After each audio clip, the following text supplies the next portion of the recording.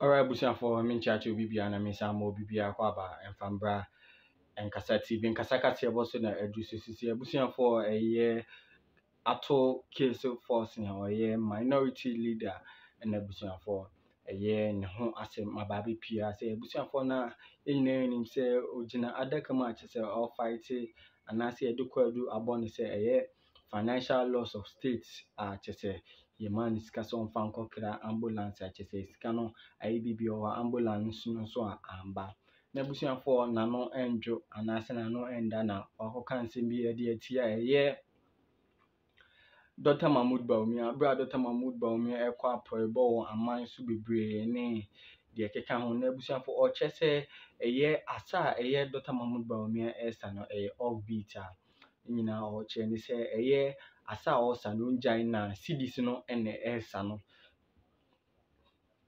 na Busuafo sa nsem wi okokan na che se anu ye efri amanfo anase efri NPP amanoko ne eba atofo sin na kache no enya assembly to akwa afenyo markings edibia ba sanso na Kennedy akompeko Japan so ayina no Jibril ni nkuti nsen munchimo ha yen kasa TV ayede updates any trending news kwa na edus me viewers any ya hefo na any day edikan oti me so subscribe to my channel ube like na do adventure so good comment section kama. My colleagues, Mr. Speaker, the issues, the subject matter of this report have been well, and I shall rely on same without more. Suffice to reiterate, Mr. Speaker, that the matters that have brought us here are matters of national importance and of public interest. The business of this House is not the bona fide of only the majority.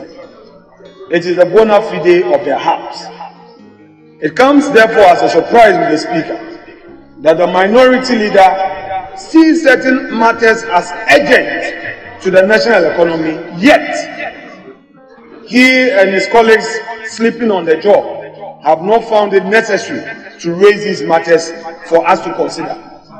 This is not about political rhetorics, but, Mr. Speaker, taking serious steps to address national issues.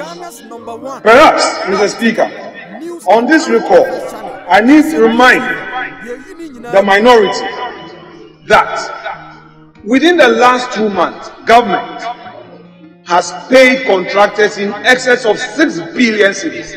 I repeat, 6 billion cedis. These monies, Mr. Speaker, paid contractors have enabled them to get back to the roads. We know what is happening in our constituencies. We know that contractors are back to site. Roadworks are ongoing. We know that, Mr. Speaker, food inflation is not 48%. As the minority leader wanted to tell us, it is not 48%. Mr. Speaker, there we go. There we go. I listened to him quietly. Mr. Speaker, you know, I've always said that they are not Democrats. But when you are punching them, they can't take the punch. We heard you. I sat down. I took notes.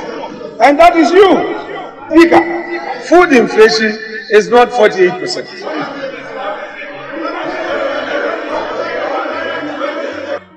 Mr. Speaker, this government acknowledges that we have challenges in the economy. We didn't see COVID coming. Soon after COVID, we were not expecting a geopolitical situation that would disrupt the global economic... Honorable Majority Leader. Okay, Mr. Speaker, thank you. Mr. Speaker, but before I proceed, let me make this application to the minority leader and his weights. That I have spoken to my colleagues that anytime you're on your feet, they should listen to you. And they did just that. It's becoming one too many. The way we get disruptions and all. So, leader, I am the leader of the House.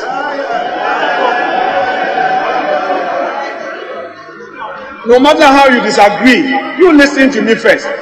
Mr. Speaker, it is within my right to get it wrong, for them to entertain and tolerate. So they should be quiet and listen. So, Mr. Speaker, the point is that this recall is based on good faith. On the 20th of March, Mr. Speaker, you did say that we should reflect on the matters that occur. In your conclusion, you called on us that it is time to reflect. And time to reflect, we've reflected, we've engaged, and today we are here. The government of this country will live up to expectations. Mr. Speaker, we know that in spite of all the difficulties, our children are in school. In spite of all the challenges, free SHS is being sustained. In spite of all the challenges, we are seeing massive infrastructure. Massive infrastructure in our schools. We know, Mr. Speaker, in all our schools, we know what is happening there, Mr. Speaker. In the area of agriculture, we know that food inflation is around 26%. It is not 48%. So, Mr. Speaker, this government is not sleeping on the job. In the area of digitalization, this government has embraced it as a way to go to alleviate the suffering of our people. So, Mr. Speaker, let me assure my colleagues that we've come here to do public business. We've come here to deal with matters of national importance, that we need our ministers. We know that the economy that we all complain about, every sector, to be proactive in doing business, and the only way is to give certain assurances. And that is why the government introduced the 1D1F. The 1D1F is aimed at giving such tax incentives, giving space for production, and that is what the government is doing. All of us know that we need our ministers in office so that they can report to Parliament, so that we can ensure accountability in governance. And that is why, Mr. Speaker, we are here. Mr. Speaker, if Parliament is not functioning, how do we hold government to account? Mr. Speaker, when it comes to the IDA, Mr. Speaker, we dealt with the first part of it.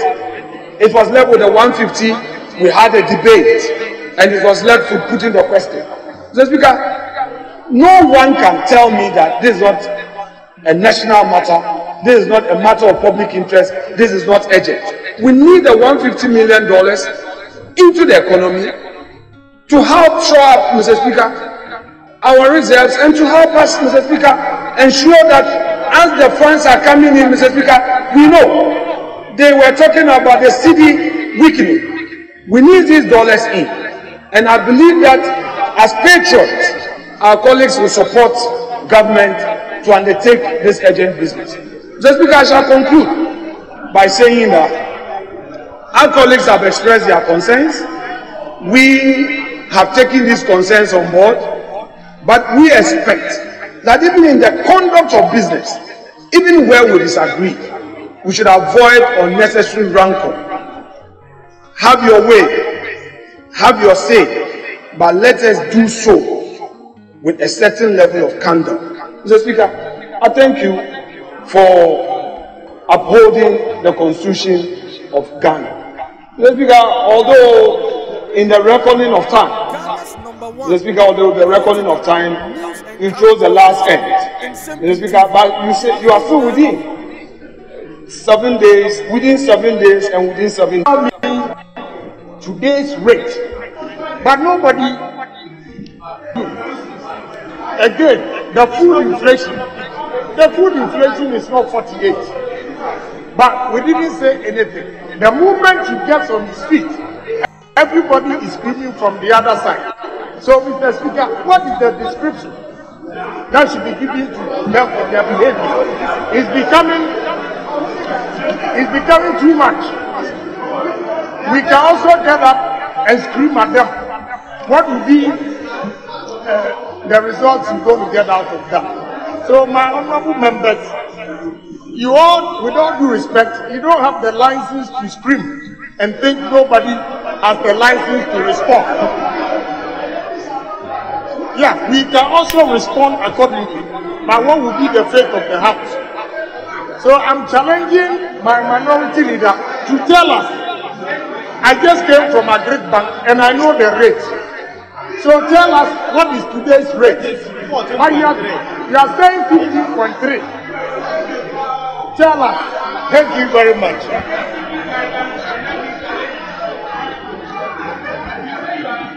Mr. Speaker, it's important for me to put this on record. Mr. Speaker, I check my facts anytime I speak. Mr. Speaker, I'm a man of numbers and I don't joke with my numbers. Mr. Speaker, before I spoke, I sent a message to someone who operates a forex bureau. Mr. Speaker, and asked the rate at a forex bureau. Mr. Speaker, I have the